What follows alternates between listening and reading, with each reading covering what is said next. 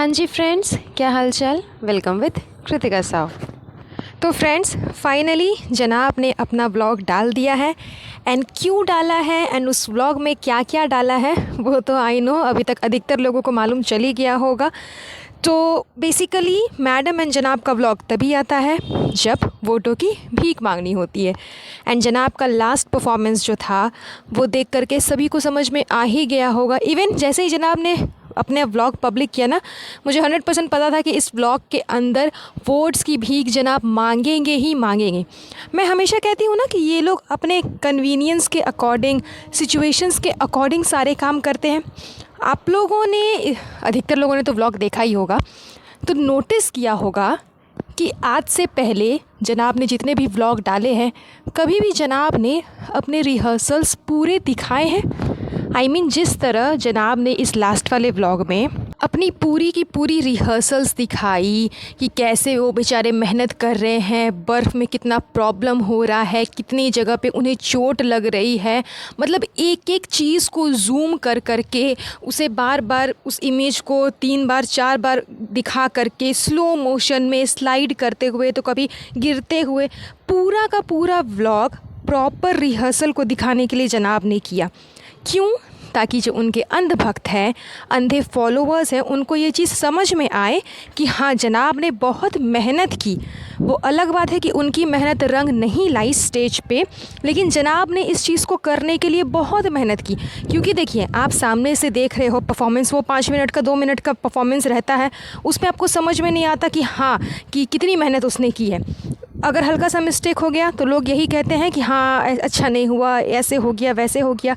लेकिन उतना करने के पीछे कितनी मेहनत लगती है, वो जब तक लोग देखेंगे नहीं, तब तक लोगों के दिल में दया जनाब के लिए आएगी नहीं। और जब तक दया की भावना नहीं आएगी, तब तक लोग वोट्स करेंगे नहीं। बिकॉज़ ये कोई खतरों के खिलाड़ी का शो नहीं ना है, ये एक डांस शो है। तो यहाँ पर लोग डांस देखने के लिए आए हैं, ना कि आपका नया नया ट्रिक, नया नया चैलेंज, आप नया नया जो एडवेंचर करते हो वो देखने के लिए आए हैं। तो बस लोगों को सिंपैथी, लोगों से गेन करने के लिए, ताकि लोगों की नज़र में ये आए कि वाह, जनाब ने कितना मेहनत किया था, बाप रे, बेचारे को कितना चोट लग गई, बेचारे कितना मेहनत करते थे, रात के 1 बजे 2 बजे वो बर्फ़ पे लेटे हुए हैं। सोचो क्या हालत हो रही होगी उनकी, वो भी ठंड के मौसम में। तो वो जब लोग देखेंगे, उनके दिल में एकदम दर्द वाली भावना जागेगी, तब जाकर के लोग जनाब को वोट करेंगे। और यही सब नौटंकी के चलते, यही वोट्स की भीख मांगने के चलते जनाब ने ये प्रॉपर व्लॉग डाला वोट्स के लिए, भीख मांगने के लिए। जबकि ऐसा नहीं है कि जनाब का इससे पहले जो एपिसोड था झलक का, उसमें उनके मार्क्स कम नहीं आए थे। पहले वाले नहीं, इससे पहले के पहले वाले में बीच में एक बार और जनाब के मार्क्स बहुत ही ज़्यादा लोएस्ट आए थे, सबसे लो आए थे। जिस टाइम पे मैडम झलक से आउट हुई थी, जिस जगह पे जाकर के, उसी जगह पे जब जनाब थे, तो उस टाइम पे जनाब के भी वोट कम थे, उनको भी पॉइंट्स बहुत कम मिला था। लेकिन जनाब ने उसके बारे में कहीं पर भी कोई बात नहीं किया, बिकॉज जनाब को मालूम था कि वो स्टार्टिंग की है, स्टार्टिंग में थोड़े मार्क्स ऊपर नीचे होते हैं, तो चलो कोई प्रॉब्लम नहीं होगा। एंड उस समय मैडम ने वोट्स की भीख मांगी थी, जनाब ने वैसा कुछ पर्टिकुलरली बताया नहीं था कि क्या हुआ नहीं हुआ, बस जो जनाब ने वो जादू वाला एक्ट किया था उस एक्ट के बाद। लेकिन अब जब धीरे धीरे कंपटीशन बढ़ गया है एंड जनाब जो रिस्क लिए हैं, मतलब मैडम का हमेशा कहना रहता है ना कि मैं हमेशा रिस्क लेती हूँ, एंड जनाब ने ये चीज़ पहले भी कही थी कि दीपिका मुझे हमेशा फोर्स करती है कि रिस्क लिया करो, रिस्क लिया करो, रिस्क लिया करो। तो इस बार जो जनाब ने रिस्क लिया है वो भी मैडम के प्रेशर में ही लिया होगा। मैडम ने ही प्रेशर डाला होगा कि आप कुछ ऐसा करो, बिकॉज अपनी कोरियोग्राफर की बात तो ये लोग सुनते हैं नहीं, इन्हें अपना एडवेंचर करना होता है कि हर चीज़ में हम अपना एडवेंचर डालेंगे। एंड जनाब ने अपने व्लॉग में ये चीज़ कहा भी कि हमने सोचा कि चलो इस बार रिस्क लेकर के कुछ अलग करते हैं, कुछ अलग करते हैं। मतलब ये जो थॉट था, ये कोरियोग्राफर का थॉट नहीं था, ये थॉट जनाब का था। एंड जनाब ने रिस्क लिया था एक बार पहले भी, आप लोगों को पता ही है कि जनाब ने फ़िल्म करने का रिस्क लिया, और वो फिल्म कितनी चली और कितनी फ्लॉप हुई वो तो सबको मालूम चल ही गया है। एंड नेक्स्ट अभी फिर जनाब ने रिस्क लिया था बर्फ़ वाला, कि बर्फ़ का एडवेंचर कर करके हम उस पर डांस करेंगे, तो वो रिस्क इनका कितना आगे बढ़ा वो भी लोगों को पता चली गया। तो अब जनाब को अगर कोई बचा सकता है तो वो है उनके अंधभक्त एंड अंधभक्त की वोटिंग्स। तो वो देखने को आगे आपको मिल ही जाएगा कि अंधभक्त कितना वोट करते हैं हैं जनाब को एंड कितनी वोटिंग्स आती हैं। एंड एक और चीज़, जब जनाब की वहाँ पे ऑडिशन बोल रही हूँ मैं, जब वहाँ पे जनाब का हो रहा था झलक के शो पे, जब जनाब ने अपना डांस वगैरह परफॉर्मेंस वगैरह कर लिया, जजेस के जो कमेंट थे वहाँ पे फ़रा ने एक बात बिल्कुल सही बोली कि अपनी बीवी को लेकर के मत आया करो सेट पे। आई थिंक कम से कम हमारी बातें ना सुन करके और दुनिया में किसी भी लोगों की बातें ना सुन करके मैडम तो ये सब सुनती नहीं है। कम से कम जिनके सामने वो बैठी हैं, जो जजेस आपके हस्बैंड को कमेंट कर रहे हैं, पॉइंट्स दे रहे हैं, जिनके बेसिस पे आपके जनाब आगे या तो शो जीतेंगे या फिर हारेंगे, कम से कम मैडम उनकी तो सुन लो। उन्होंने क्लियरली पूरी मीडिया दुनिया आप जो भी बोल लो, पूरी सबके सामने ये बात कह दी है कि आप सेट पे मत आया करो, आपके आने से जनाब की परफॉर्मेंस ख़राब होती है।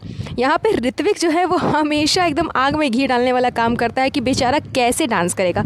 उसकी बीवी सामने में आकर के बैठी है तो इमोशंस अंदर से फीलिंग्स कैसे जागेगी, क्योंकि फ़रा ने कहा कि अनुराधा के साथ जनाब जिस तरह से परफॉर्मेंस कर रहे थे, लग रहा था कि दोनों भाई बहन हैं, क्योंकि जिस टाइप का सॉन्ग इन लोगों ने सेलेक्ट किया था वो सॉन्ग बहुत ही मतलब अट्रैक्टिव रोमांटिक टाइप का लग रहा था, लेकिन वैसा परफॉर्मेंस वैसा एक्सप्रेशन इन लोगों का नहीं आया। मलाइका ने भी कहा कि हाँ कुछ वैसा नहीं आया। इवन यहाँ पर जो इन्होंने बर्फ़ का यूज़ किया उसकी कोई ज़रूरत ही नहीं थी।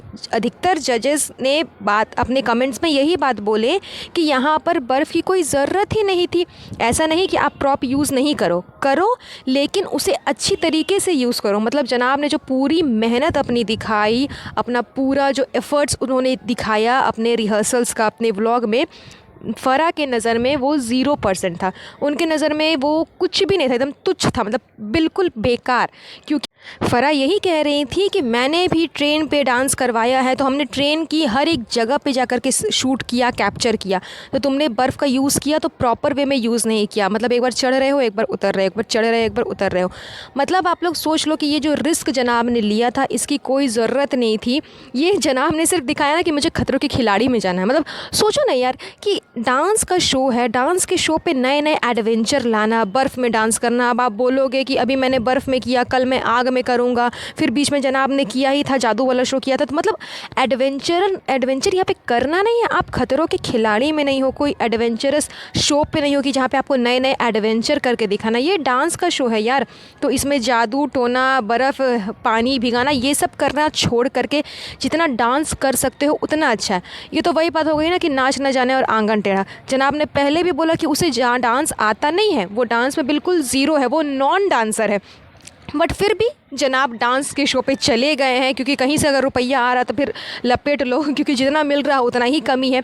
एंड अधिकतर लोग, इनके तो अंधभक्त जो है वो तो इसके कोरियोग्राफर को गालियाँ देते हैं, इसके कोरियोग्राफर को बोलते हैं कि अनुराधा अच्छी कोरियोग्राफर नहीं है, कोरियोग्राफर को चेंज करो, हमारे जनाब को डांस आता है, अनुराधा सही से नहीं कर रही है। तो ऐसी कोई बात नहीं है।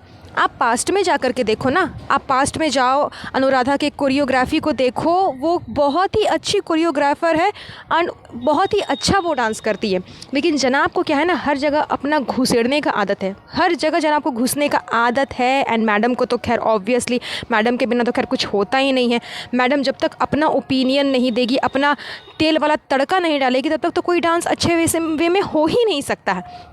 तो मतलब पूरी बात को कहने का बस यही मतलब था कि मैडम कम से कम फ़रा मैम की बात सुनकर भी अब आप सेट पे मत जाया करना, वरना अगर इन फ्यूचर, जनाब ने तो अपने व्लॉग में बोल ही दिया कि पता नहीं रहूँगा या फिर नहीं रहूँगा, तो इन फ्यूचर अगर जनाब झलक के शो से आउट हुए तो वो पूरी की पूरी उसकी रिस्पॉन्सिबल आप ही होगी एंड पूरा का पूरा ब्लेम जनाब आप पे ही थोपेंगे। वैसे भी डोरमैट बनी हुई हो, पता नहीं अब 4 गुना ज़्यादा डोरमैट बन जाओगी अगर जनाब आपकी वजह से आउट होते हैं तो। बस चलिए आज का ये पॉडकास्ट हम यहीं पर एंड करते हैं, मिलती हूँ आप लोगों से नेक्स्ट पॉडकास्ट पे।